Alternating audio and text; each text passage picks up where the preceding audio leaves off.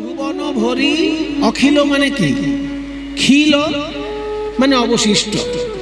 খিল মানে আমরা বাঙালিরা সাধারণত দরজা খিল বুঝি, এই দরজায় খিল দিয়ে দেয়, তাই না? দরজায় খিল দেওয়াকে আমরা খিল বলি, কিন্তু সংস্কৃত ভাষায় খিল শব্দের অর্থ হচ্ছে অবশিষ্ট। বাকি যেটুকু আছে খিল। ওই জন্য দেখবেন মহাভারতের একটা অংশের নাম খিল হরিবংশ আছে কিনা? যারা একটু বইপত্র পড়তে ভালোবাসেন তারা জানেন যে মহাভারতের যে অবশিষ্ট অংশ সেই গ্রন্থটির নাম হচ্ছে খিল হরিবংশ। তাহলে খিল কথাটার মানে কি? খিল মানে হচ্ছে অবশিষ্ট, অর্থাৎ মহাভারতের কথা সম্পূর্ণ হবার পর যেটুকু অবশিষ্ট ছিল সেইটুকু এই শাস্ত্রের মধ্যে পাওয়া যাবে। তাই হরিবংশ মানে হরির বংশ, অর্থাৎ শ্রীকৃষ্ণের লীলা কাহিনী সেইখানে বর্ণনা হবে। সেই বিষয়টা কেমন না মহাভারতের অবশিষ্ট অংশ, ওই জন্য তাকে বলা হয় খিল হরিবংশ। তাহলে খিল মানে অবশিষ্ট, আর অখিল মানে অবশিষ্টহীন, অর্থাৎ সমস্ত জায়গাটা, গোটা জায়গাটা বোঝাতে অখিল। অখিল ভুবন ভরি মানে সারা বিশ্বকে পরিপূর্ণ করে হরি রস বাদর, হরি রসের বন্যা বা হরি রসের বর্ষা ঘটিয়ে দিল, বৃষ্টি ঘটিয়ে দিল। কে না বরিক্ষত বর্ষণ করছে চৈতন্য মেঘে, আমার গৌরাঙ্গরূপী মেঘ। আমার গৌরাঙ্গরূপী মেঘ নবদ্বীপের সৌভাগ্য আকাশে উদিত হয়ে হরি রসের বন্যা ঘটিয়ে দিল। এমন ভাবে বন্যা ঘটিয়ে দিল যে কোনো জায়গা বাকি থাকলো না। তাই বলছে অখিল ভুবন, কোনো জায়গা বাকি না, যে এই জায়গায় বন্যা হয়েছে অমুক জায়গায় জল পেল না তা নয়, গোটা জায়গাটা হরিরসের বন্যা দিয়ে ভাসিয়ে দিল। কে না চৈতন্য মেঘে। গৌরাঙ্গ মহাপ্রভু যেন প্রেমের মেঘ, আর সেই প্রেমের মেঘ থেকে প্রেমের বৃষ্টি এমন ভাবে হলো যে সারা বিশ্ব যেন পরিপূর্ণ হয়ে গেল, থই থই করছে প্রেমে। আকাশে যদি মেঘ ওঠে বাবা, সাধারণ লোকে বিরক্ত হয় যে এই বাবা মেঘলায় ভালো লাগে নাকি, এক্ষুনি জল হবে, কাদা পেছানি হয়ে যাবে, রাস্তায় বেরোবো কি করে, অনেকে বিরক্ত হয় আকাশে মেঘ দেখলে। কিন্তু আকাশে মেঘ দেখলে এক রকমের প্রাণী আছে, তারা খুব আনন্দ পায়। জীবনে যদি সে আকাশে না ওড়ে, মেঘ উঠলেই সে আকাশে উঠবে। সে কে? সে হচ্ছে চাতক পাখি। চাতক পাখি সারা বছর অন্য কোনো জল খায় না।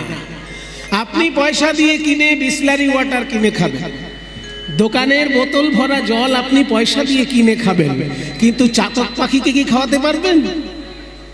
আপনি খেতে পারেন পয়সা দিয়ে কেনা বোতলের জল, চাতক পাখিকে লক্ষ টাকা দিয়ে কিনে দিলেও সে বোতলের জল খাবে না। সে আকাশের দিকে তাকিয়ে থাকবে, কখন একবার বৃষ্টি হবে, আমি সেই জল ছাড়া অন্য জল খাই না। তাই গৌরাঙ্গ মহাপ্রভু রূপী মেঘ যখনই আকাশে উদয় হলো, অমনি ভকত চাতক যত, ভক্ত রূপী চাতক পাখি যারা, সেই প্রেম পিবি পিবি অবিরত। ভক্ত চাতক যত প্রেম পিবি পিবি অবিরত, তারাই অনুক্ষণ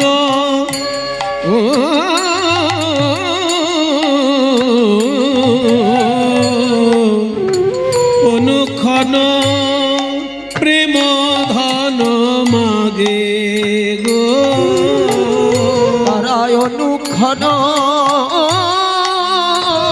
প্রেম ধন মাগে গো। তাদের পিপাসা মেটে না, পিপাসা মেটে না, দিবানিশি প্রেম পান করেও পিপাসা মেটে না, দিবানিশি প্রেম পান করেও পিপাসা মেটে না, দিবানিশি প্রেম পান করেও তাদের পিপাসা মেটে না। এটা হচ্ছে চাতক পাখির লক্ষণ। বাবা, ভক্ত যারা হয় তাদের পিপাসা কখনো মেটে না, দিনের পর দিন তারা বেড়েই চলে পিপাসা। এই যে আপনারা কতক্ষণ ধরে কীর্তন শুনছেন, বারবার শুনছেন, একের পর এক গায়ক গান গেয়েই চলেছে, কিন্তু আপনারা যারা অনুরাগী মানুষ, পিপাসা তাদের মেটে না। ওই যে একটা সুন্দর ছড়া আছে জানেন তো, কার কি চিন্তা, এই নিয়ে একটা মজার ছড়া আছে। যোগীর চিন্তা জগন্নাথ, ফকিরের চিন্তা মক্কা, ধনীর চিন্তা ধন, আর 99 ধাক্কা। মানে যোগীর চিন্তা জগন্নাথ, যোগী বাবা ভাবে যে আমি কবে একবার রথযাত্রায় গিয়ে জগন্নাথের রথের দড়ি ধরে টানবো, আমার মুক্তি লাভ হবে। কাজে যোগীর চিন্তা জগন্নাথ। আর ফকিরের চিন্তা, ফকির বাবা ভাবে যে লোকে যদি আমাকে 1 টাকা ভিক্ষা দেয়, আমি 8 আনা খাবো আর 8 আনা জমিয়ে রাখবো। যদি 10 টাকা ভিক্ষা দেয়, আমি 5 টাকা খাবো, 5 টাকা জমিয়ে রাখবো। কেন না, জীবনে একবার অন্তত আমাকে হজ করার জন্য মক্কায় যেতে হবে। তাহলে ফকির বাবা সারা বছর ভিক্ষা করছে, কিন্তু তার চিন্তা কবে একবার জীবনে মক্কায় যাব। তাহলে যোগীর চিন্তা জগন্নাথ, ফকিরের চিন্তা মক্কা, আর ধনীর চিন্তা ধন। যে দেখবেন খুব টাকা পয়সা ভালোবাসে আর অন্য কিছু ভালোবাসে না। কিছু কিছু মানুষ আছেন যারা টাকা পয়সাও ভালোবাসেন, অন্য কিছুও ভালোবাসেন, কিন্তু এমন কিছু লোক আছে টাকা পয়সা ছাড়া অন্য কিছুই ভালোবাসে না। তাদের অবস্থাটা কি হয়? তাদের অবস্থাটা হয় ধনীর চিন্তা ধন আর 99 ধাক্কা। মানে ধনী লোকের 99তেই সারা জীবন আটকে থাকে, তাদের 99 কোনোদিন 100 হয় না। মানে কোন ধনী লোক যদি 1 কোটি টাকা জমায়, সেভাবে 1 কোটি টাকা আবার একটা টাকা হলো, ওটা 10 কোটি হলে ভালো হয়। যেই 10 কোটি হলো, 10 কোটিতে কি হবে, যা দাম বাড়ছে জিনিসের, ওটা 100 কোটি হলে ভালো হয়। তার মানে তার 1 কোটিতেও অভাব, 10 কোটিতেও অভাব, 100 কোটিতেও অভাব। তার মানে তার 99 কোনোদিন 100 হচ্ছে না। তাই বলছে ধনীর চিন্তা ধন আর 99 ধাক্কা। মানে ধনী লোকের 99 কখনো 100 হতে চায় না, যতই পয়সা জমাক তার 99 থেকে যায়। এটা কিন্তু ভালো লক্ষণ, আমি বলবো কিন্তু এটা ভালো লক্ষণ। কেন বলুন তো? কোন ধনী যদি ভাবে যে আমার যা দরকার ছিল আশা মিটে গেছে, তার কিন্তু আর সমৃদ্ধি হবে না। সমৃদ্ধি বজায় রাখতে গেলে 99টাকেই বাঁচিয়ে রাখতে হবে। যে যে বিষয়ে ধনী, সে সেই বিষয়ে 99তে যেন আটকে থাকে, তবে সে আরো এগিয়ে যাবে, তা নাহলে তার এগোনো আর হবে না। যে মনে করুন ভক্তি ধনে ধনী, তারও কিন্তু 99 কোনোদিন 100 হতে চায় না। এই যে আপনাদের মতন কীর্তন অনুরাগী মানুষ যারা, তারা কখনো কি বলেন যে অনেক কীর্তন শুনেছি আর শুনবো না? যতই আপনারা কীর্তন শুনুন না কেন, আপনাদের ভিতরে ওই স্পৃহা কখনো কমে যায় না। কারণ ধনী লোকের ধন যেমন 99তে 100 হয় না, তেমনি প্রেম ধনে ধনী যারা, তাদেরও 99 কোনোদিন 100 হয় না। দেখবেন যারা ভক্ত প্রতি বছর একবার করে বৃন্দাবন যাচ্ছে, এবার আপনি বলবেন তাকে, ও দাদা আপনি তো প্রত্যেক বছর বৃন্দাবন যান, সামনের বছরটা না গেলে হবে না? বলে না ভাই, সামনের বছরও আমাকে যেতে হবে। তারপরের বছর? বলে তারপরের বছরও আমি যাব। তার মানে কি, সে ভক্তি ধনে ধনী, তার ভক্তিটা 99 হয়ে গেছে, কোনোদিন তার 100 হবে না। কারণ সে ভক্তিতে এত আনন্দ পেয়েছে যে সে থামতে শেখেনি, সে শুধু এগিয়ে যেতে শিখেছে। তাই প্রেম ধনে ধনী যারা, তাদেরও 99 কখনো 100 হয় না। দিন রাত গৌরাঙ্গ মেঘ থেকে তারা প্রেম সুধা পান করছে, তবু পিপাসা তাদের মিটছে না, পিপাসা তাদের মিটছে না। আমার গৌরাঙ্গ মেঘের জন্মদিনটা কবে? উমা জন্মদিন দোল পূর্ণিমা। সবাই যেদিনকে রং খেলে, সেদিন গৌরাঙ্গ মহাপ্রভু জন্ম নিয়েছেন। কেন না, রং ধরানোর জন্য তিনি এসেছেন। কোন রং? ভক্তির রঙে সকলকে রাঙাবেন বলে তিনি রঙের পূর্ণিমাটা বেছে নিয়েছেন। মানুষের মন বর্ণহীন হয়ে গেছিল সংসারের চাপে পড়ে, কলিযুগের জ্বালায় যন্ত্রণায়, সংসারের বিভীষিকায় প্রত্যেকটি মানুষের মন একেবারে রং শুকিয়ে ফ্যাকাশে হয়ে গেছে। সেই ফ্যাকাশে জীবনটাকে বর্ণে বর্ণে রঞ্জিত করার জন্য ওই রঙের পূর্ণিমার দিন গৌরাঙ্গ মহাপ্রভু এলেন। ফাল্গুনী পূর্ণিমার তিথি মেঘের জন্ম তিথি। ওই ফাল্গুনি পূর্ণিমার তিথি মেঘের জন্ম তিথি। পূর্ণিমার দিনে কেন গৌরাঙ্গ জন্মালেন?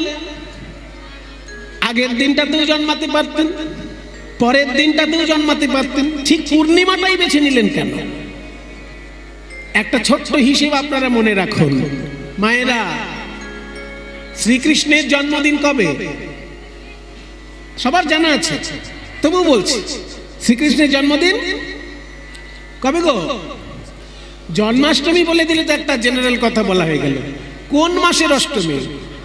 হ্যাঁ, ভাদ্র মাসের কৃষ্ণপক্ষের অষ্টমীতে শ্রীকৃষ্ণের জন্ম। আবার ভাদ্র মাসের এই শুক্লপক্ষের অষ্টমীতে রাধারানীর জন্ম।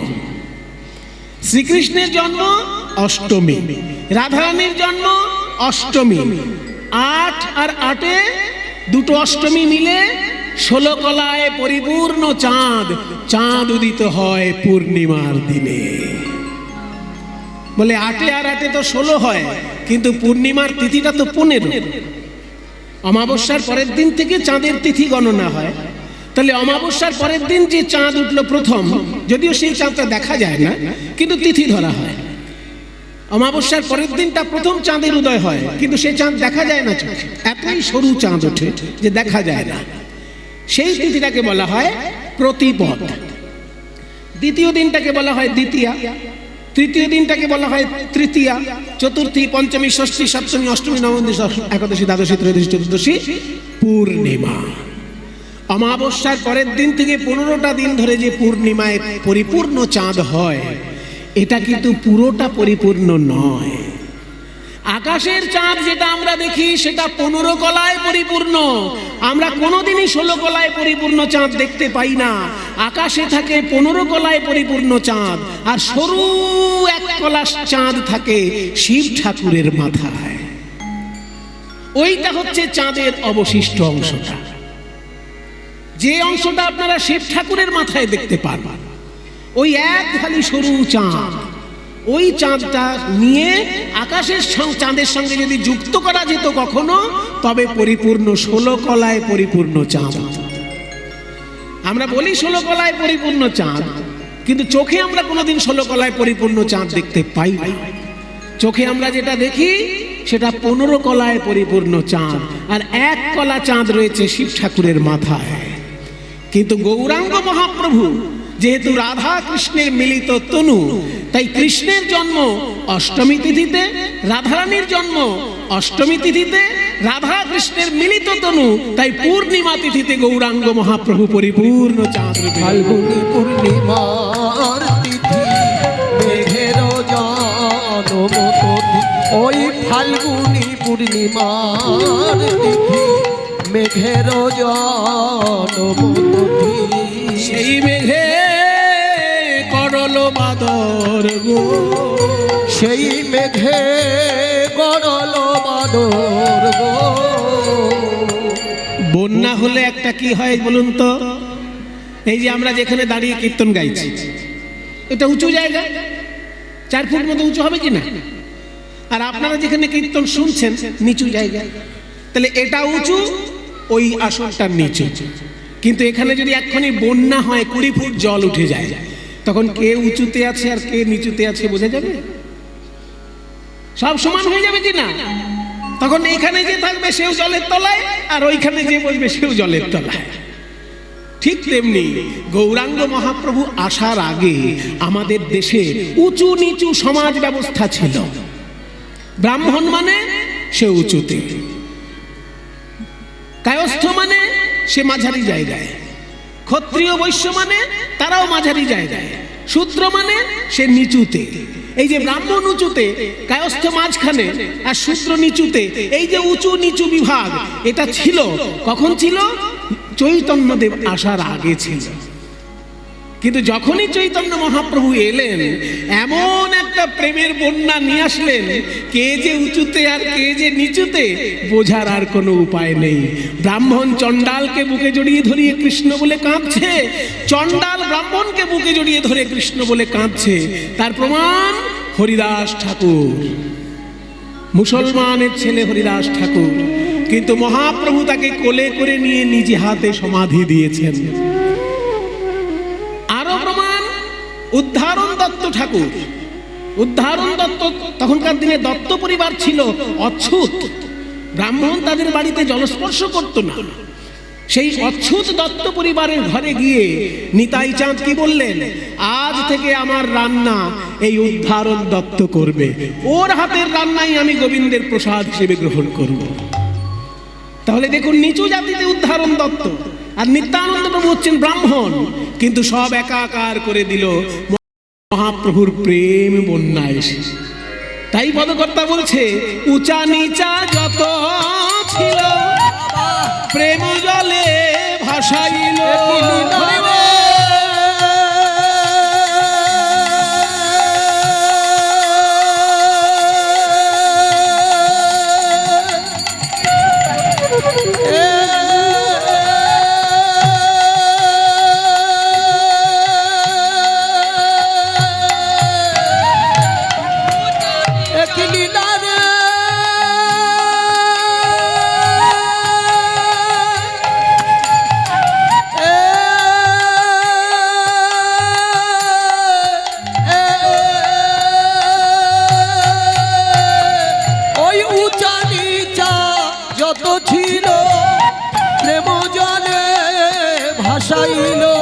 আমার গোরা বড় দয়ার সাগর গো, গোরা বড় দয়ার সাগর।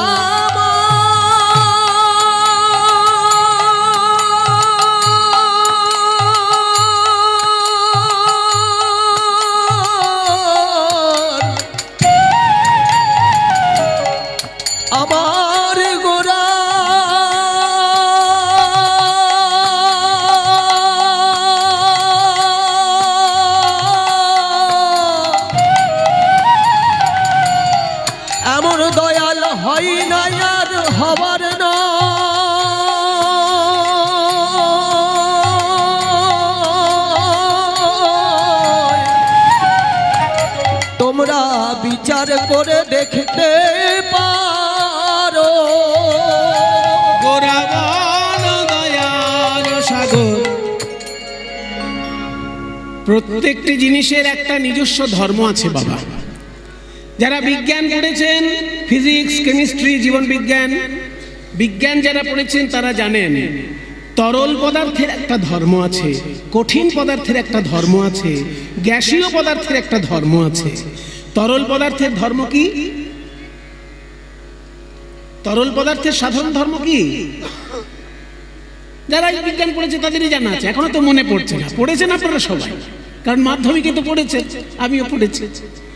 তরল পদার্থের স্বভাব হলো উপরের দিক থেকে নিচে যাওয়া। এই যে আমরা গঙ্গা জল, গঙ্গা উৎপন্ন হয়েছে কোথায়? হিমালয় পর্বতের মাথায়, গোমুখে উৎপন্ন হয়েছে। গোমুখ থেকে গঙ্গোত্রী হয়ে, হরিদ্বার হয়ে, এলাহাবাদ হয়ে, বেনারস হয়ে, বিহারের উপর দিয়ে তবে আমাদের বাংলায় গঙ্গা আসছে। তাহলে গঙ্গার উৎপত্তি হিমালয় পর্বতে, আর গঙ্গার নিষ্পত্তি দক্ষিণ 24 পরগনায় গঙ্গা সাগরে গিয়ে। উঁচু থেকে উৎপন্ন হয়ে গঙ্গা নিচের দিকে যাচ্ছে, কারণ সে তরল পদার্থ। তরল পদার্থের স্বভাব উঁচু থেকে নিচেতে যাওয়া। আর প্রেম যেহেতু তরল পদার্থ, প্রেম কঠিন নয়, তাই সে উঁচু থেকে নিচের দিকে আসে। যারা অহংকার অভিমানের মঞ্চ ত্যাগ করে নিচে নামতে পেরেছে, তাদের হৃদয়ে প্রেম এসে জমাট বাঁধে। এটা প্রেমের স্বভাব। কিন্তু বাবা, কিছু কিছু লোকের এমন স্বভাব আছে, হাজার বোঝানো সত্ত্বেও সে অহংকার ত্যাগ করতে পারে না, অভিমানের মঞ্চ থেকে সে নিচে নামতে পারে না। তাহলে তারা কি কোনোদিনই প্রেম পাবে না? পদকর্তা বলছে নিশ্চয়ই পাবে, তারাও প্রেম পাবে। যারা নিচে নামতে পারে না তাদের কাছেও জল পৌঁছায়, জলে যদি যন্ত্র যোগ হয়। মনে করুন উঁচু উঁচু ফ্ল্যাটে যারা বাস করে, 10 তলা 15 তলা ঘরে যে আছে, সেই ঘরে কি জল পৌঁছাবে না? জলের পাইপ লাইনে যদি একটা মোটর ফিট করা থাকে, মোটর ফিট করা থাকলে জল নিচে থেকেও কিন্তু উপরে গিয়ে 5 তলা হোক আর 10 তলা হোক, ঠিক ঘরে ঘরে জল পৌঁছে যাবে। তাহলে তরল পদার্থে যদি যন্ত্রযোগ হয়, তাহলে সে নিজ ধর্ম ত্যাগ করে ধর্মের বিপরীতে গিয়ে সে উপরে ওঠে। ঠিক তেমনি ভাবে যারা অহংকার অভিমান ত্যাগ করতে পারলো না, মহাপ্রভু তাদের জন্য প্রেমের ব্যবস্থা করলেন কিভাবে না, এক একজন ভক্তরূপী যন্ত্র প্রস্তুত করে তাদের মাধ্যমে প্রেম সর্বস্তরে পৌঁছে দিলেন ভগবান। তাই বলছে জীবেরে করিয়া যন্ত্র হরিনাম মহামন্ত্র। ওই জীবেরে করিয়া যন্ত্র হরিনাম মহামন্ত্র। দিল ঘরে ঘরে প্রেমের অঞ্জলি গো, ওই ঘরে ঘরে প্রেমের অঞ্জলি গো। তাতে ফল হলো কি, অধম দুর্গত যত তারাও হইল ভাগবত। ওই অধম দুর্গত যত তারা হইল ভাগবত। বাড়িল গৌরাঙ্গ ঠাকুরালি গো, তারা হইল ভাগবত। বাড়িল গৌরাঙ্গ ঠাকুরালি, তারা হইল ভাগবত। বাড়িল গৌরাঙ্গ ঠাকুরালি। আরো শুনবে গৌরাঙ্গ আসার ফলে কি হলো। পদকর্তা বলছে জগাই মাথাই পাপী ছিল, তারাও প্রেমে উদ্ধারিল। ওই জগাই মাধাই পাপী ছিল, তারাও প্রেমে উদ্ধারিল। হেন জীবে বিলাবল দয়া গো, হেন জীবে বিলাবল দয়া গো। এই দাসে শিবানন্দে বলে আমি মিছে রইনু মায়া জালে। ওই দাস শিবানন্দে বলে মিছে রইনু মায়া জালে। মহাপ্রভু মনে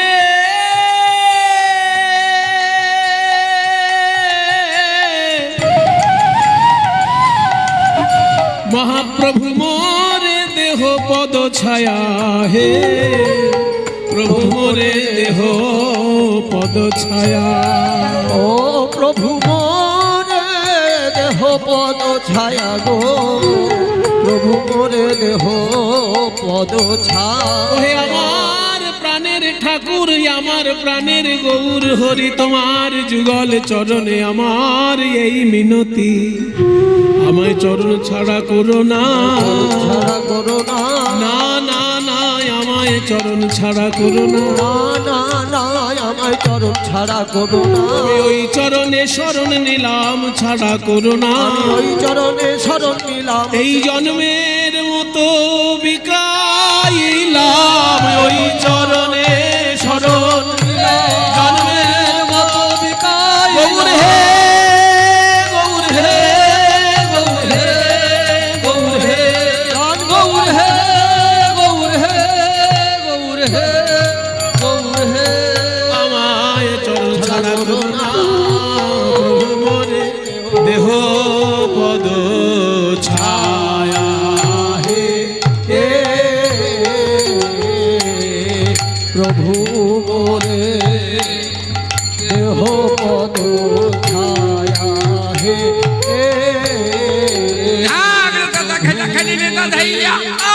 প্রভু মোরে দেহ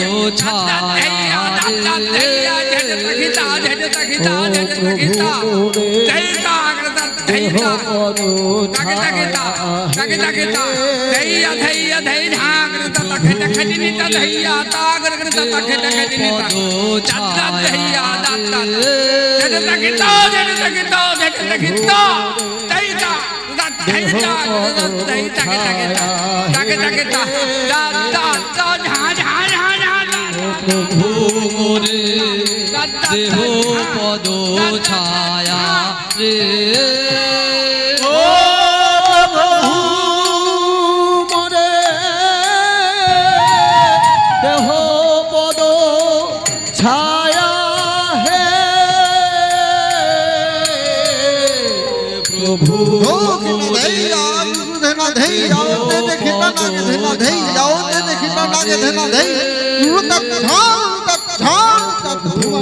মাকে ডাকি ডাকিনে ডাকি তার হতা তুমি কেটে ডাকি ডাকি ডাকি ডাকি ধরে ধরে কেটে ডাকি ডাকি না প্রভু মোরে याद डाकी डाकी डाकी हां डाकी हां हां तेरे প্রভু মোরে दई दई दाद दई दई दाद डाकी डाकी ओ प्रभु मोरे झट झट देखि डाकी देखि डाकी देखि डाकी डाकी প্রভু মোরে দেহ धाव धाव धाव धाव ও প্রভু মোরে দেহ পদ ছায়া হে ও প্রভু মোরে দেহ পদ নিতাই গৌর হরি বল হরি বল देह पद ছায়া হে ও প্রভু মোরে দেহ পদ ছায়া হে প্রভু মোরে দেহ পদ ছায়া হে প্রভু মোরে দেহ পদ ছায়া হে আহা প্রভু মোরে দেহ পদ ছায়া রে আহা প্রভু মোরে দেহ পদ ছায়া রে আহা প্রভু মোরে দেহ পদ ছায়া রে আহা প্রভু মোরে দেহ পদ ছায়া প্রভু মোরে দেহ পদ ছায়া প্রভু মোরে দেহ পদ ছায়া হে প্রভু মোরে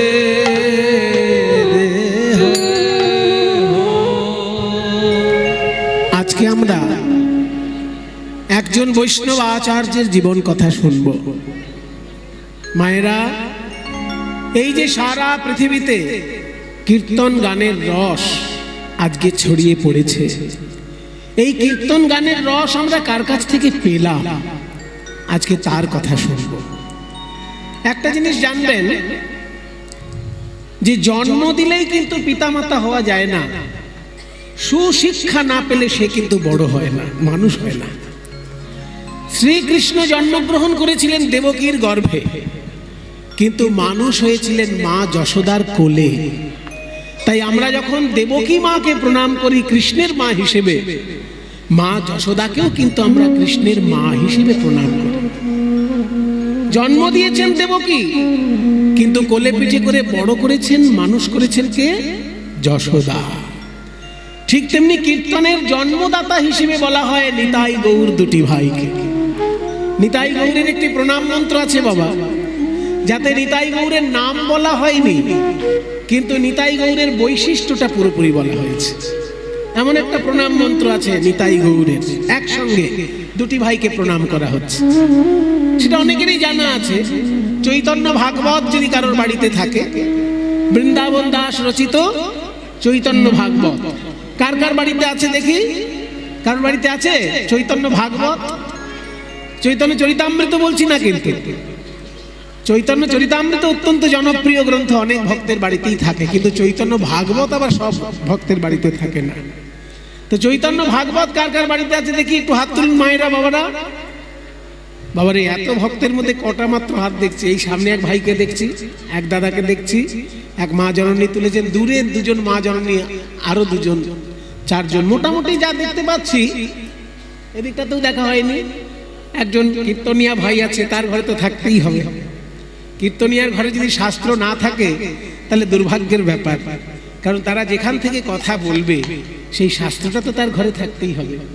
ঠিক আছে, মোটামুটি আমি যতদূর দেখতে পেলাম এখান থেকে 10 জনের বেশি হাত আমি পাইনি, কিন্তু লোক সংখ্যা এখানে যা দেখছি কয়েক হাজার মানুষ আমি দেখছি। কয়েক হাজার মানুষ এখানে কীর্তন গান শুনছেন, কিন্তু চৈতন্য ভাগবত কার বাড়িতে আছে এর উত্তরে আমি 10টার বেশি হাত পেলাম না। দুঃখের কিছু নেই, কিন্তু আমি আশা করতেই পারি যে আজকে বাড়ি যাবার পর অনেকেই বাড়িতে পরে চৈতন্য ভাগবত কিনবেন এবং পড়বেন, কারণ চৈতন্য ভাগবত চৈতন্য চরিতামৃতের থেকেও বেশি প্রামাণ্য। এটা একটা আশ্চর্য কথা আপনাদেরকে মনে হতে পারে, কিন্তু এটা আশ্চর্যের হবার কিছু নেই, কারণ চৈতন্য ভাগবত যিনি রচনা করেছেন তিনি হলেন বৃন্দাবন দাস ঠাকুর। আর বৃন্দাবন দাস ঠাকুর ছিলেন নিত্যানন্দ প্রভুর প্রিয় সঙ্গী। মানে গৌরাঙ্গ মহাপ্রভুকে তিনি দেখেছেন কিনা তার অকাট্য প্রমাণ নেই, হয়তো তিনি ছোটবেলায় দেখে থাকতে পারেন গৌরাঙ্গ মহাপ্রভুকে, কিন্তু নিত্যানন্দের সঙ্গে তিনি জীবন কাটিয়েছেন।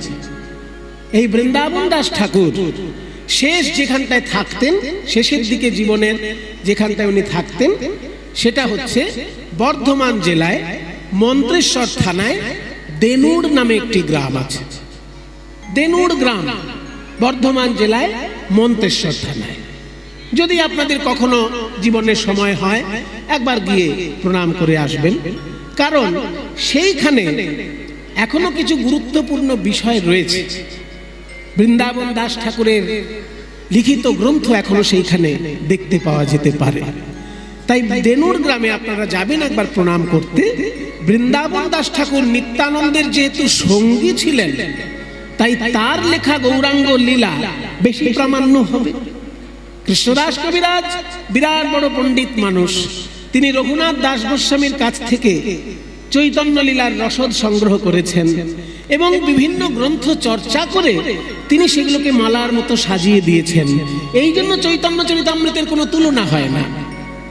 বৈষ্ণব শাস্ত্র হিসেবে চৈতন্য চরিতামৃতের কোনো তুলনা নেই, কিন্তু লীলার প্রামাণ্যতায় বৃন্দাবন দাস ঠাকুরের চৈতন্য ভাগবতটা বেশি প্রামাণ্য। কারণ বৃন্দাবন দাস ছিলেন নিত্যানন্দের সঙ্গী। সেই বৃন্দাবন দাস ঠাকুরের চৈতন্য ভাগবতে খুললেই এই শ্লোকটা আপনারা দেখতে পারবেন। আজানুলম্বিত ভুজৌ কনকাবদাতো সংকীর্তনৈক পিতরৌ কমলায়তাক্ষৌ विश्वम्भरौ द्विजवरौ युगधर्मपालौ वन्दे जगत् प्रियकरौ करुणावतारौ। আমি চাই আপনারাও একবার আমার সঙ্গে শ্লোকটা বলুন, কারণ কবে চৈতন্য ভাগবত কিনবেন, কবে সেটা আপনার বাড়ি আসবে তার কোনো ঠিক নেই। সেই জন্য আজকে এখন একটু সুযোগ হয়েছে, সবাই একবার আমার সঙ্গে বলুন। একবার মন্ত্রের মতো বলুন তো, যেমন দুর্গা পুজোয় আপনারা মন্ত্র পাঠ করেন, লক্ষ্মী পুজো সরস্বতী পুজোয় মন্ত্র পাঠ করেন, সব একবার হাত জোড় করে বলুন আজানু। ওই শুনতে পাচ্ছি না, একটু জোরে। আজানু লম্বিত ভুজৌ কনকাবদাতৌ সংকীর্তনৈক পিতরৌ, বলুন সংকীর্তনৈক পিতরৌ কমলায়তাক্ষৌ কমলায়তাক্ষ বিশ্বম্ভরৌ বিশ্বম্ভরৌ দ্বিজবরৌ। আমি কিন্তু শুনতে পাচ্ছি না কিছু, হ্যাঁ একটু জোরে বলুন। বিশ্বম্ভরৌ, এই তো দ্বিজবরৌ যুগ ধর্ম পালৌ, এই তো वंदे जगत प्रिय करो, वंदे जगत प्रिय करो। एबार लास्ट करुणावतारो करुणावतारो। কি সুন্দর না শ্লোকটা? এবার একটু একটু করে মানে শুনুন। আজানুলম্বিত ভুজৌ, সমস্ত শব্দের পেছনে ঔকার কেন যুক্ত? ঔকারগুলো কেন দেওয়া আছে? দেখুন সব শব্দগুলোর পিছনে ঔকার আছে কিনা। আজানুলম্বিত ভুজৌ কনকাবদাতৌ সংকীর্তনৈক পিতরৌ কমলায়তাক্ষৌ, সবগুলোর পিছনে ঔকার কেন? আপনারা যখন ক্লাস 7-8 সংস্কৃত পড়েছিলেন মনে আছে? নর নরৌ নরা, ওইখানে দ্বিবচন শিখেছিলেন। তারপর যখন ভুলে গেছেন, অন্যান্য পড়াশোনা মাথায় ঢুকে গেছে, আর সংস্কৃত ভুলে গেছেন। এইবার মনে করুন, যেমন নরৌ মানে ছিল দুটো মানুষ, নর মানে একটা মানুষ, আর নরৌ মানে দুটো মানুষ, আর নরা মানে অনেকগুলো মানুষ। তাহলে এখানে ঔকারটা থাকার কারণ হচ্ছে দুজনকে বলা হচ্ছে, তাদের কিন্তু নাম বলা হয়নি। শ্লোকটার মধ্যে কোথাও নিতাই গৌরের নাম নেই, কিন্তু বর্ণনাটাই এত সুন্দর যে বোঝা যাচ্ছে নিতাই গৌরকেই বলা হচ্ছে। ওই জন্য দ্বিবচন, সমস্ত বৈশিষ্ট্যগুলোতে দ্বিবচন যুক্ত হয়েছে। প্রথমে বলা হলো আজানুলম্বিত ভুজৌ, মানে এমন দুজনকে আমি বন্দনা করছি যাদের হাত দুটো হাঁটু পর্যন্ত চলে যায়।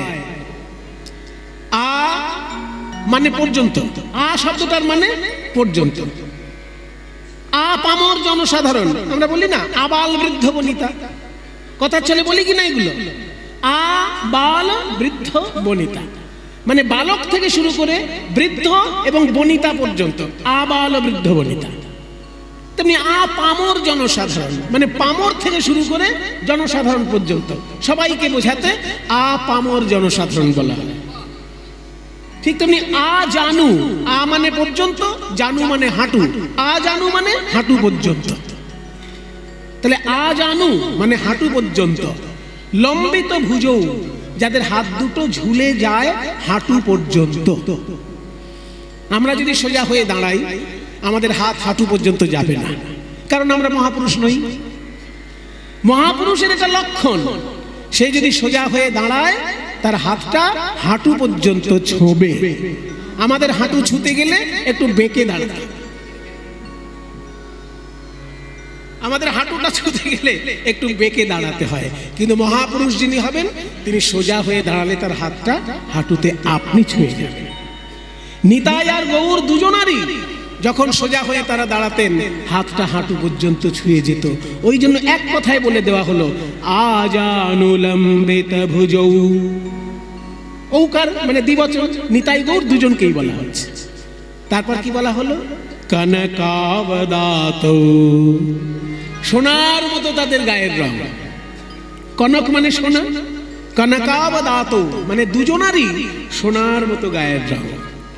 সংকীর্তনৈক পিতরৌ, সংকীর্তন এক পিতরৌ, সন্ধি করলে সংকীর্তনৈক পিতরৌ, মানে সংকীর্তনের একমাত্র তারা পিতা এবং মাতা। পিতরৌ মানে দুজন পিতা বলা হয় না, এটা সংস্কৃত ভাষার মজা। যখনই পিতরৌ কথাটা হবে ধরে নিতে হবে যে পিতা এবং মাতা দুজনকে একসঙ্গে বলা হচ্ছে। কাজেই সংকীর্তনৈক পিতরৌ মানে নিতাই আর গৌর হচ্ছেন সংকীর্তনের পিতা এবং মাতা। সংকীর্তনৈক পিতরৌ কমলায়তাক্ষৌ, কমলায়তাক্ষৌ, কমল মানে পদ্ম ফুল, আয়ত মানে বিস্তীর্ণ, পদ্ম ফুলের মতো বিস্তীর্ণ দুটি অক্ষি, অক্ষি মানে চোখ।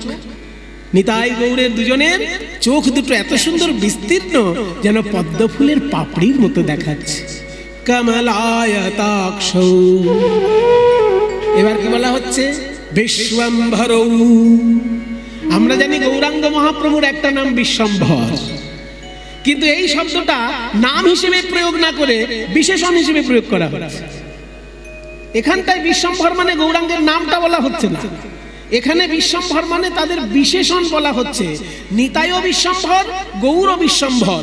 বিশ্বম্ভর মানে কি না, বিশ্বের ভরণ পোষণ করার মতন ক্ষমতা তাদের আছে। তারা বিশ্বের ভরণ পোষণ করার জন্য এসেছে। ভরণ পোষণ, খাইয়ে পরিয়ে যে বড় করতে পারে তাকে বলে, বিশ্বকে যে খাইয়ে পরিয়ে বড় করতে পারে বিশ্বকে, তাকে বলা হবে বিশ্বম্ভর। আমার নিতাই আর গৌর আমাদেরকে খাইয়ে পরিয়ে বড় করছেন। কই খাওয়াচ্ছেন? কই আমাকে ভাত খাওয়াচ্ছেন না চাটনি খাওয়াচ্ছেন? ভাত রুটি তরকারি নয়, আমার আধ্যাত্মিক খাবার দিচ্ছেন। আমি তো শুধু একটা পশু নই, যদি শুধু খেলেই আমার পেট ভরবে। আমি একটা মানুষ, আমার ভিতর আধ্যাত্মিক ক্ষুধা আছে, সেই আধ্যাত্মিক ক্ষুধা দূর করছেন নিতাই গৌর। তাই নিতাই গৌর হচ্ছেন আমার ভরণ পোষণকারী। আমি একটা মানুষ, আমার পেটে খাবার যেমন দরকার তেমনি আমার বুদ্ধিতেও খাবার দরকার, তেমনি আমার হৃদয়েও খাবার দরকার।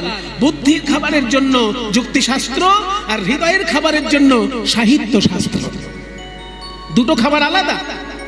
বুদ্ধির খাবারের জন্য যুক্তিশাস্ত্র, আর হৃদয়ের খাবারের জন্য সাহিত্য সঙ্গীত, এগুলো হৃদয়ের খাবার। তাই আমাকে খাইয়ে পরিয়ে মানুষ করার জন্য নিতাই গৌর এসেছেন। ওই জন্য বলা হচ্ছে বিশ্বম্ভরৌ, বিশ্বের ভরণ পোষণকারী দুটি ভাই। বিশ্বম্ভরৌ, আবার দ্বিজবরৌ। দ্বিজ, একদিকে দ্বিজ মানে ব্রাহ্মণ, দ্বিজ মানে দুবার জন্ম যার। ব্রাহ্মণের দুবার জন্ম ধরা হয় কেন না, তার পৈতে হয় যেহেতু। পৈতে যারই হবে তাকেই দুবার জন্ম ধরা হবে। পৈতে শুধু কিন্তু ব্রাহ্মণের হয় না। কিছু কিছু ভুল ধারণা সাধারণ মানুষের মধ্যে রয়ে গেছে। তারা ব্রাহ্মণ থেকে শূদ্রকে অনেকটা দূরে করে দেয়, ভেদাভেদ তৈরি করে দেয়। কিছু কিছু মানুষ আছে যে আজকাল ব্রাহ্মণদের বিরুদ্ধে যা খুশি তাই বলে, আর ব্রাহ্মণরা যেহেতু নিজের কাজকর্ম নিয়ে ব্যস্ত থাকেন সেই জন্য সেগুলো নিয়ে মাথা ঘামান না। কিন্তু দেখুন, দ্বিজ শব্দের অর্থ শুধু ব্রাহ্মণ নয়। দ্বিজ শব্দতে ব্রাহ্মণকেও বোঝাবে, ক্ষত্রিয়কেও বোঝাবে, বৈশ্যকেও বোঝাবে। যারই পৈতে হয় তাকেই দ্বিজ বলা হয়। আর পৈতে শুধু ব্রাহ্মণের হয় না, ব্রাহ্মণেরও হয়, ক্ষত্রিয়েরও হয়, আর বৈশ্যেরও হয়। শূদ্রের হতো না, কিন্তু এখন হয়। যারা যারা গৌড়ীয় মঠে দীক্ষা নেন, যারা যারা ইস্কনে দীক্ষা নেন, দেখুন তাদের পৈতে হয় কিনা। এখানে আছেন কেউ ইস্কনের শিষ্য? হয় কিনা? তাহলে ইস্কনে যারা শিষ্য দীক্ষা নেন, সে শূদ্র হলেও তার কাঁধে পৈতে দেওয়া হয়। গৌড়ীয় মঠে যারা দীক্ষা নেন, শূদ্র হলেও তার কাঁধে পৈতে দেওয়া হয়। তাহলে হয় না, এটা কে বলেছে? তোরা আগে ভালো করে জান, তারপর নিন্দে কর। বিষয়টা পুরোপুরি জানবি, তবে তো কথা বলবি। এককালে এমন ছিল যে ব্রাহ্মণ ছাড়া আমরা কারো কাঁধে পৈতে দেখি না। তার কারণ পশ্চিমবঙ্গে ক্ষত্রিয় আর বৈশ্যের সংখ্যা কম। পশ্চিমবঙ্গে যতটুকু আছে, ব্রাহ্মণ আছে, কায়স্থ আছে, আর শূদ্র আছে। ক্ষত্রিয় আর বৈশ্য পশ্চিমবঙ্গে খুব কম আছে। ওই জন্য আমরা ব্রাহ্মণ ছাড়া কারোর কাঁধে পৈতে দেখতে পাই। কিন্তু আপনি যদি রাজস্থানে যান, আপনি যদি উত্তরপ্রদেশে যান, ব্রাহ্মণ ছাড়াও ক্ষত্রিয়ের কাঁধে পৈতে পাবেন, বৈশ্যের কাঁধে পৈতে পাবেন। শূদ্রের কাঁধে পৈতে হতো না, কিন্তু বৈষ্ণব ধর্ম এমন ভাবে আন্দোলন এনেছে যে শূদ্রের কাঁধেও পৈতে দিয়েছে।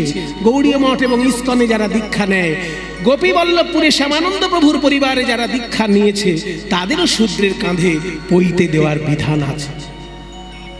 তাহলে তাই দুবার যার জন্ম, পৈতে যার হয় তার দুবার জন্ম ধরা হয়। কেন?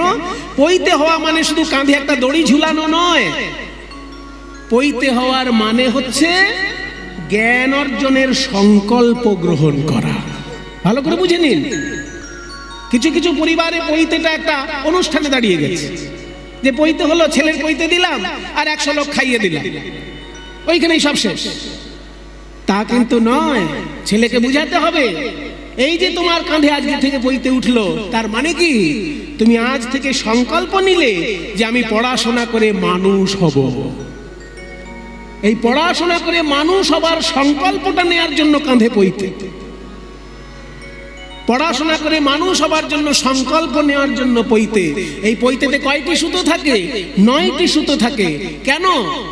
ওই 9টি গুণাবলী যেন আমার ভিতরে অর্জন করা হয়।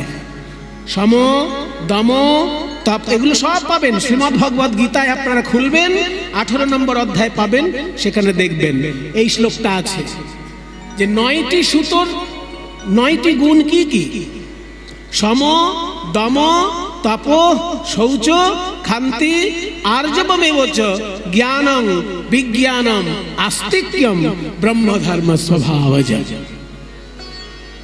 মানে এই 9টি গুণাবলী যেন আমার ভিতরে আসে। পড়াশোনা করতে গেলে 9টি গুণ চাই। পড়াশোনা সবার হয় না।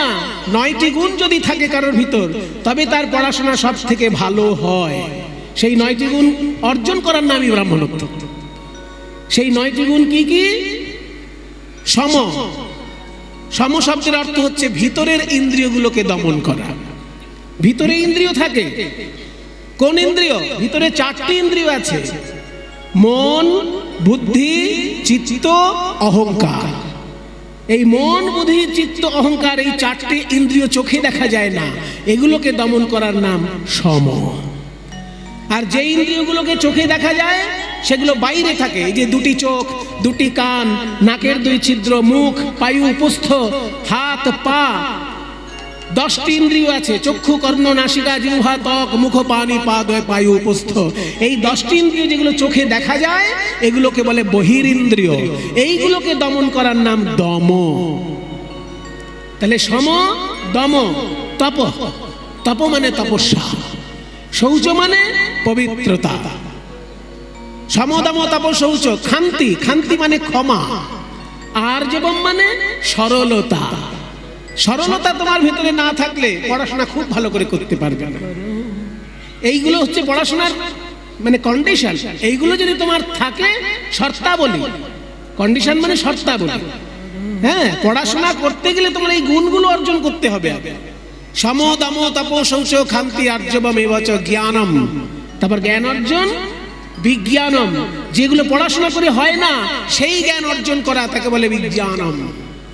এবং শেষকালে হচ্ছে বিশ্বাস।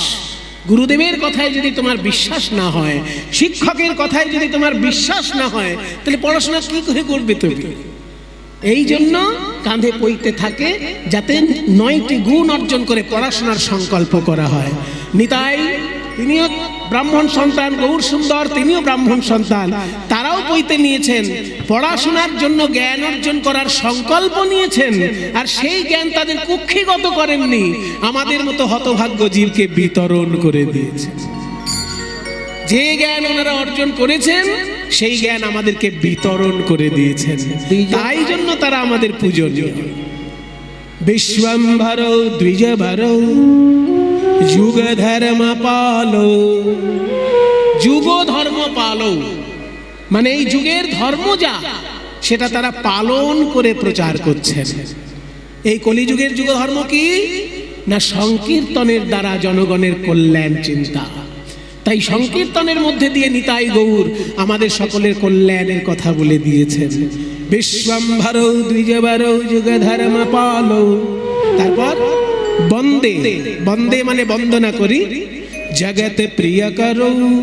এই জগতের প্রিয় কাজ যারা করেছেন, ওই যে একটু আগে বললাম উঁচু জাত নিচু জাতের যে ভেদাভেদ ছিল, সব ভেদাভেদ ধুয়ে মুছে এক সূত্রে বেঁধে দিলেন আমাদেরকে নিতাই গৌর। জগতের প্রিয় কর্ম করলেন। বন্দে জগৎ প্রিয় করো করুণাবতার, করুণার অবতার নিতাই গৌর, তাদের বন্দনা করি। কি সুন্দর এই শ্লোকটি দেখলেন, যেখানে নিতাই গৌরের নাম বলা হলো না, কিন্তু শব্দগুলো এমন ভাবে চয়ন করে বসানো হয়েছে যে নিতাই গৌরকেই উদ্দেশ্য করে প্রণাম করা হয়েছে। তা সেই নিতাই গৌর আজকে আমাদেরকে যে কীর্তনের পিতামাতা হিসেবে জন্ম দিলেন, সেই কীর্তনকে সুন্দর রূপে কে আমাদের কাছে পৌঁছে দিলেন, আজকে সেই আচার্যের কথা আমরা শুনব। এমন কিছু কীর্তন গান আছে বাবা, যেগুলো না গাইলে উৎসব সম্পূর্ণ হয় না। যেমন ধরুন, যদি লক্ষ টাকা ব্যয় করে গৌরাঙ্গ মহাপ্রভুর ভোগ আরাধনা করা হয়, ভোগ হচ্ছে মহাপ্রভুর, কিন্তু এমন একটা গান আছে সেই গানটা না গাইলে ভোগ হচ্ছে বলেই মনেই হয় না। আছে না এমন একটা গান? ভজপতি তো ধারণ শ্রী গৌর হরি, ভজপতি তো ধারণ শ্রী গৌর হরি, শ্রী গৌর হরি নবদ্বীপ বিহারী।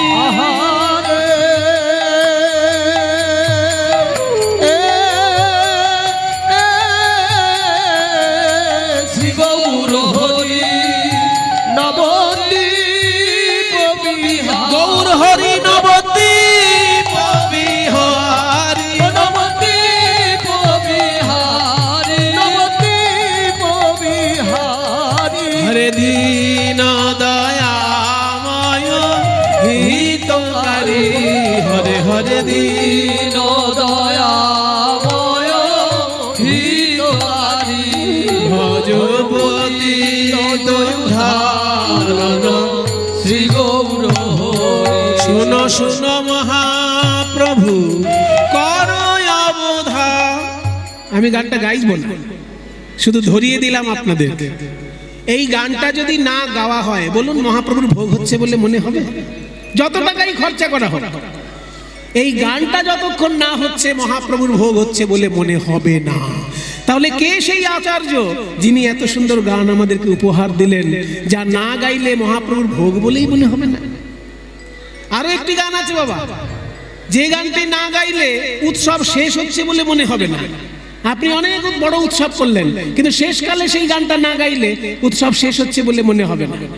সেটাও তার রচনা, দেখুন মনে পড়ে যাবে আপনাদের। হরি হরায় নম কৃষ্ণ যাদবায় নম, হরি হরায় নম কৃষ্ণ যাদবায় নম, গোপাল গোবিন্দ রাম যাদবাই। আচ্ছা আচ্ছা, ভুল হয়ে যাচ্ছে। দেখলেন আপনারা কত অনুরাগী, কীর্তন অনুরাগী মানুষ আমাকে ধরিয়ে দিলেন ঠিক। এই যে হরয়ে নম কৃষ্ণ গানটা, এটা না গাইলে উৎসব শেষ হচ্ছে বলে মনে হয়? হরয়ে নম কৃষ্ণ যাদবায় নম, তারপর যাদবায় গোপাল গোবিন্দ, হ্যাঁ মাধব, আচ্ছা যাদবায় মাধব, কিছু মনে করবেন না, হয়ে যায়, ভুল হয়ে যায়।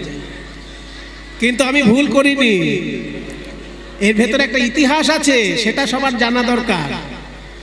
এই যাদবায় মাধবায় কেশবায় নম এই লাইনটা ছিল না, এই মাঝখানে লাইনটা কে আনলো সেটাই গবেষণার বিষয় আজকে। মূল কীর্তনটা চৈতন্য মহাপ্রভুর রচনা, মূল কীর্তন যেটা সেটা চৈতন্য মহাপ্রভুর রচনা, দেখবেন চৈতন্য ভাগবতে পাবেন।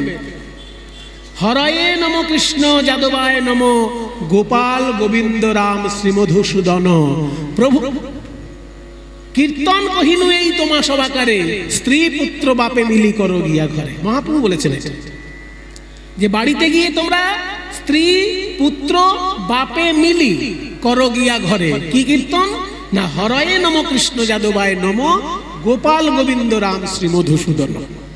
এটা মহাপ্রভুর রচনা।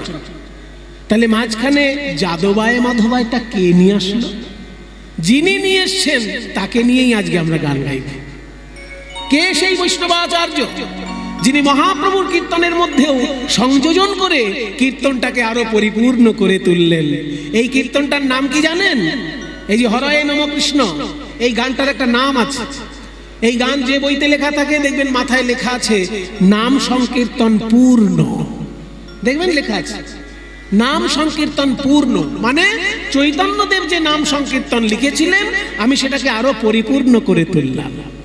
চৈতন্যদেব লিখেছিলেন হরয়ে নম কৃষ্ণ যাদবায় নম গোপাল গোবিন্দ রাম শ্রীমধুসূদন, আর এটা পূর্ণ করা হলো কিভাবে না? হরয়ে নম কৃষ্ণ যাদবায় নম যাদবায় মাধবায় কেশবায় নম গোপাল গোবিন্দ রাম শ্রীমধুসূদন গিরিধারী গোপীনাথ মদন মোহন।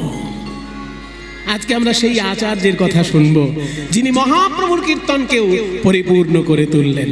চলো একটু রাগ একটু আগে গেয়ে নি, কারণ যে দাদা আমাদেরকে ডেকেছেন সুজিত বাবু বলেছেন আমরা একটু রাগ একটা শুনবো আগে। না একটা রাগ বাজাও, কাফি রাগ, একটু কাফি রাগে গাইতে ইচ্ছে হচ্ছে আজকে। সারে গা রে গা মামা পা নিদা পদা মা পা গা রে সারে নি সারে গা মামা পা। যमुना के तीर चलो मन, যमुना के तीर चलो मन, যमुना के तीर। नाचे कन्हैया नाचे कन्हैया,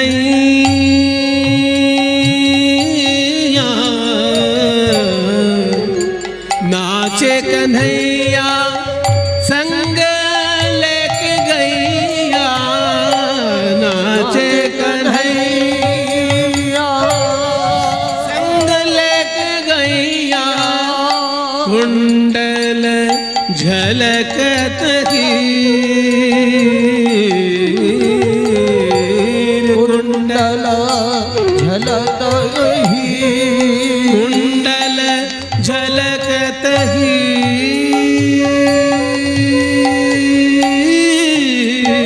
कुंडल झलकत हीर, हीर रे যमुना के तीर तीर तीर तीर चलो मनो, যमुना के तीर चलो मनो, যमुना के तीर। सा सा सा रे रे रे गा गा गा मा मा मा पा,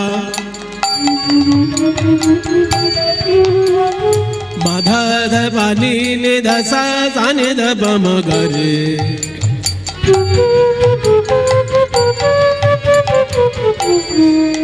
नि सदा रे सा रे नि सदा नि प ध म प ग रे ग रे सा।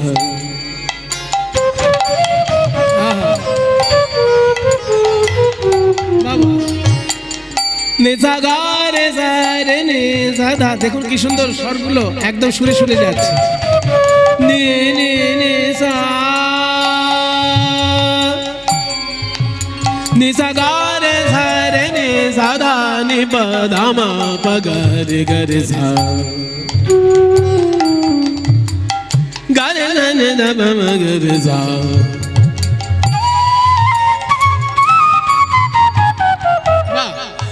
ga re sa ni da pa ma ga re sa sa re ga ma pa da ni sa re ga re ga ma ga ma ga ma ga ma ga ma ma pa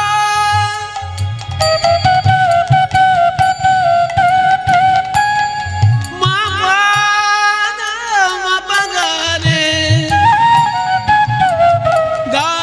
ne da pa ma ga re sa Jamuna के तीर तीर तीर तीर चलो जमुना के तीर तीर तीर जमुना के तीर।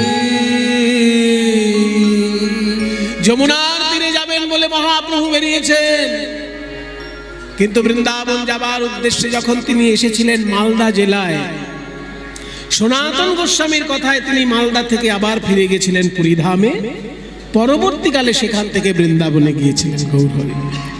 তো যে সময় মালদায় এসেছিলেন মহাপ্রভু, সেই সময় পদ্মা নদীর তীরে মহাপ্রভু ভক্তদের সঙ্গে কীর্তন গান গাইছিলেন। পদ্মা নদীর তীরে আমার শ্রী গৌরাঙ্গ রায়, পদ্মা নদীর তীরে আমার শ্রী গৌরাঙ্গ রায়, পদ্মা নদীর তীরে, ওই তো পদ্মা নদীর তীরে আমার শ্রী গৌরাঙ্গ রায়, ওই পদ্মা নদীর তীরে আমার শ্রী গৌরাঙ্গ রায়। ভক্তগণ সঙ্গে করি হরি গুণ গান, ভক্তগণ সঙ্গে করি হরি গুণ গান, হরি বল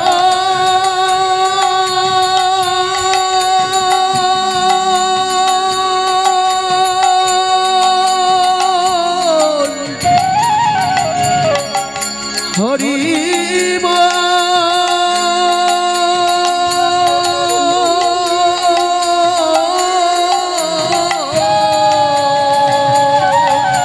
ভক্তগণ সঙ্গে করি হরি গুণ গান, ভক্তগণ সঙ্গে করি হরি গুণগান। হরিনাম সংকীর্তন জমে উঠেছে পদ্মা নদীর তীরে। হঠাৎ মহাপ্রভু একটা অচেনা নামে উচ্চ ঈশ্বরে ডাকতে লাগলেন, নরু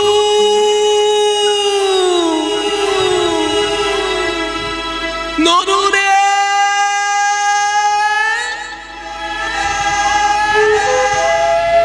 নরু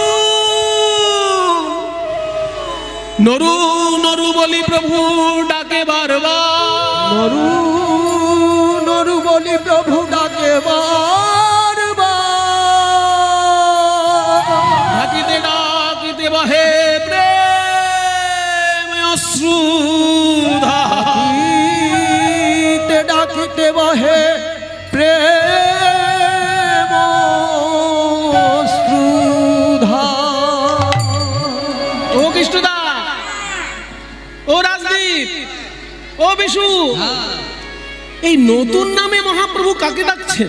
এটাই তো, এই নামে তো আমাদের মধ্যে কোনো ভক্ত নেই। না কেউ নেই। নরু নরু বলে প্রভু ডাকছেন, এ আবার কি? গৌরহরি, আপনি এই নতুন নামে কাকে ডাকছেন? হে ভক্তগণ, আমি যাকে ডাকছি তার এখনো জন্মই হয়নি। হ্যাঁ, জন্মই হয়নি, তার এখনো জন্মই হয়নি। এই পদ্মা নদীর তীরে এসে জন্মগ্রহণ করবে, তাই আমি আগে থেকে তাকে ডাকছি। এই পদ্মা নদীর তীরে রাজপুত্র রূপে তার জন্ম হবে, আমি আজ থেকে তাকে ডেকে যাচ্ছি। তার শুদ্ধ নাম হবে নরোত্তম, আর ডাক নাম হবে নরু। তাই আমি তাকে ডাক নামে ডেকে যাচ্ছি, যাতে তাড়াতাড়ি সে জন্মগ্রহণ করে। ঠিক আছে, তোমাদের সবার স্নান হয়ে গেছে, এবার তোমরা নদীর উপরে উঠে যাও, আমার একটু ব্যক্তিগত কাজ আছে। এই সবাই সরে আয়, সবাই সরে আয়। মহাপ্রভু একা থাকবেন নদী জলে। সবাই পদ্মা নদী থেকে উপরে উঠে গেল। মহাপ্রভু আমার পদ্মা নদীর জলে নাভি পর্যন্ত দাঁড়িয়ে পদ্মা নদীর সঙ্গে কথা বলছেন। মায়েরা, মহাপুরুষদের জীবনে এমন কিছু ঘটনা ঘটে যা চোখের সামনে দেখলেও লোকে বিশ্বাস করতে পারে না। আজকে মহাপ্রভু পদ্মা নদীর সঙ্গে কথা বলছেন, নাভি জলে দাঁড়িয়ে পদ্মা নদীর সঙ্গে কথা বলছেন। ওগো পদ্মা নদী, এই যে আমি কৃষ্ণ বলে কাঁদছি, আমার এই অশ্রু জল এত সাধারণ চোখের জল নয়, আমার বুকের ভিতরকার জমাট বাঁধা কৃষ্ণ প্রেম বিন্দু বিন্দু রূপে বাইরে আসছে। আর এই কৃষ্ণ প্রেম অশ্রু রূপে আমি তোমার জলে মিশিয়ে দিলাম। তোমাকে আমি এই অশ্রু রূপে আমার হৃদয়ের প্রেম মিশিয়ে দিলাম। যদি কোনোদিন নরোত্তম তোমার এই জলে স্নান করতে আসে, আমার এই প্রেম তুমি তারে দেবে। আমার প্রেম তুমি তারে দেবে। যদি নরোত্তম স্নান করতে আসে, আমার প্রেম তুমি তারে দেবে। যেদিন নরোত্তম স্নান করতে আসবে, আমার প্রেম তুমি তারে দেবে। পদ্মা নদীও মহাপ্রভুকে বলছে, গৌর হরি, আমি তো আর 5টা নদীর মতো একটা নদী। আমার জলে প্রতিদিন হাজার হাজার লোকে স্নান করে। আমি কি করে বুঝবো নরোত্তম দাস কে আর অন্য মানুষ কে? আমি কি করে আলাদা করব নরোত্তম দাসকে? বলে, হ্যাঁ, এটা তো ঠিক কথা। তাই শোনো পদ্মাবতী, নরোত্তমকে আলাদা করে চেনার উপায় তোমাকে বলে দিচ্ছি। নরোত্তম দাস যেদিন প্রথম তোমার জলে স্নান করতে আসবে, তার ছোঁয়া লাগলেই তোমার জলে বড় বড় ঢেউ তৈরি হবে, বড় বড় ঢেউ তৈরি হবে। সাধারণত কোনো মানুষ নদী জলে নামলে তার ছোঁয়ায় তো বড় বড় ঢেউ তৈরি হয় না, একটা জাহাজ গেলে পরে বড় বড় ঢেউ তৈরি হয়। কিন্তু নরোত্তম যেদিন প্রথম তোমার জলে আসবে, তার স্পর্শ লাগলেই তোমার জলে বড় বড় ঢেউ তৈরি হবে। জানবে এই নরোত্তম। যাহার পরশে তুমি অধিক উছলিবা, যাহার পরশে তুমি অধিক উছলিবা, আমার এই প্রেম তুমি তাহারে দিবা। আমার এই প্রেম তুমি তাহারে দিবা। তোমার তরঙ্গ বাড়বে, তোমার তরঙ্গ বাড়বে, নরোত্তমের পরশে তোমার তরঙ্গ বাড়বে। ওই নরোত্তমের পরশে তোমার তরঙ্গ বাড়বে। নরোত্তমের ছোঁয়া পেলেই তোমার জলের ঢেউ সৃষ্টি হবে। মায়েরা, একটা জিনিস খেয়াল করলেন, যার উদ্দেশ্যে মহাপ্রভু চোখের জল মিশিয়ে দিলেন পদ্মা নদীতে, তার এখনো জন্মই হয়নি। জন্মই হয়নি তার এখনো। কত বড় কৃপা! যার এখনো জন্ম হয়নি তার উদ্দেশ্যে প্রেম গচ্ছিত রাখছেন পদ্মা নদীর কাছে। চোখের জল রূপে প্রেম পদ্মা নদীর জলে মিশিয়ে দিলেন, যাতে নরোত্তম আসলে এই প্রেম পদ্মা নদী তাকে দেয়। আচ্ছা, কারোর কাছে কিছু গচ্ছিত রাখলে সে দেবে তো ঠিক লোককে। মনে করুন আমি কৃষ্ণদাকে দায়িত্ব দিলাম, ও কৃষ্ণদা এদিকে আসুন, আমার দাদার জন্য আমি একটা বড় কম্পিউটার কিনেছি। আচ্ছা, আমার দাদার জন্য একটা বড় কম্পিউটার কিনেছি, কিন্তু দাদা তো এখন বাইরে আছে। আবার দাদা যখন আসবে তখন আমি চলে যাব, সেই জন্য দাদার সঙ্গে আমার দেখা হবে না। তো এই কম্পিউটারটা একটু আপনার ঘরে রেখে দেবেন, আমার দাদা যখন আসবে দাদাকে দিয়ে দেবেন। ধন মশাই, হ্যাঁ আমার একটি ছোট মতো জায়গা, ছোট ঘর। হ্যাঁ ছোট ঘর, কুলাই না আমার জিনিসপত্রে। আবার তুমি আবার বলছো কম্পিউটার না কি পিউটার বলছো। হ্যাঁ তাহলে কম্পিউটার রাখার জায়গা হবে না? ওই হচ্ছে। হবে না? না, দেখুন, উপকার করতে চাইছে না, একটু পাড়ার লোকে উপকার করুন না। আরে বাবা ঝামেলা পাড়ার লোকের নিয়ে ঝামেলা আমি কত সইব, আমার কথাবার্তাতে নেই বাবু, আমার হবে না।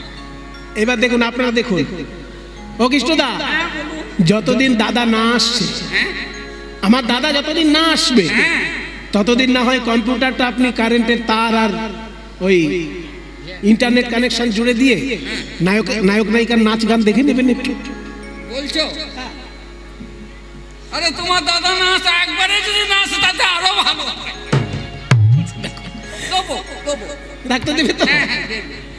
তো দেখুন, একটু আগেই রাখতে চাইছিল না, এবার যখনই বললাম যে আপনি ইন্টারনেট কানেকশন জুড়ে নিয়ে নায়ক নায়িকার নাচ দেখবেন, অমনি মনের আনন্দে বলছে হ্যাঁ রেখে যাও, দাদাকে দিয়ে দেবো। তার মানে কি, মানুষ তখনই উপকার করতে চায় যখন সেই উপকারের সঙ্গে নিজের স্বার্থ জড়িয়ে থাকে।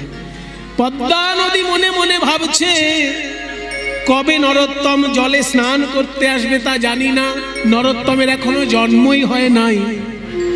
কিন্তু যতদিন নরোত্তম না আসছে, ততদিন আমি গৌর প্রেম ধনে ধনী হলাম, প্রেম ধনে ধনী হলাম, আমার নদী জনম ধন্য হলো, প্রেম ধনে ধনী হলাম, আমার নদী জনম ধন্য হলো, এই গৌর প্রেম লাভ করে নদী জনম ধন্য হলো। গৌর প্রেম লাভ করে আমার নদী জনম ধন্য হলো, প্রেম ধনে ধনী হলাম। নরোত্তম জন্মগ্রহণ করলেন পদ্মা নদীর তীরে, রাজশাহী জেলার রাজপুত্র রূপে। রাজা কৃষ্ণধন দত্ত, মায়ের নাম নারায়ণী দেবী, সেই ঘর আলো করে রাজপুত্র রূপে জন্ম নিলেন নরোত্তম।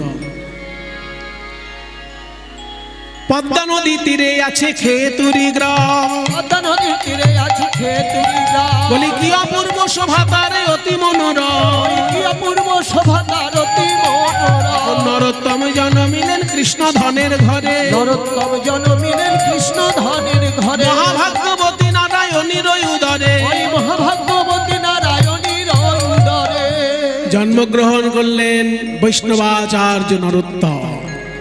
কিন্তু ছোট্ট ছেলে রাজপুত্র, তো পাড়ার লোকে দেখতে গিয়েছে রাজপুত্রকে। কিছু কিছু লোক থাকে বাবা, কোনো কিছুতেই সে আনন্দ পায় না। তো একজন রাজপুত্রকে দেখতে গেছে, তাকে জিজ্ঞেস করা হচ্ছে, ও কৃষ্ণদা, আপনি তো রাজপুত্রকে দেখতে গেছিলেন, তা রাজপুত্র কেমন হয়েছে বলুন আমাদের। কেমন হয়েছে? আমার মোটেই ভালো লাগেনি, একবারেই ভালো লাগেনি। আরে রাজপুত্র দেখলেন ভালো, আরে রাজপুত্র কোথায় না দুটো চেহারা হবে, এখানে মানে চন্দ্রের রেখা থাকবে, চিহ্ন থাকবে, হৃষ্টপুষ্ট চেহারা হবে, আর কথা ফর্সা হবে, আর এখানে কালো। কালো ছেলে, তা কালো ছেলে হয়েছে বলে আপনার মনটা খারাপ? আরে বাবা শুনুন, সোনার আংটি সোজা হলেও যত টাকা ভরি, বাঁকা হলেও তত টাকাই ভরি।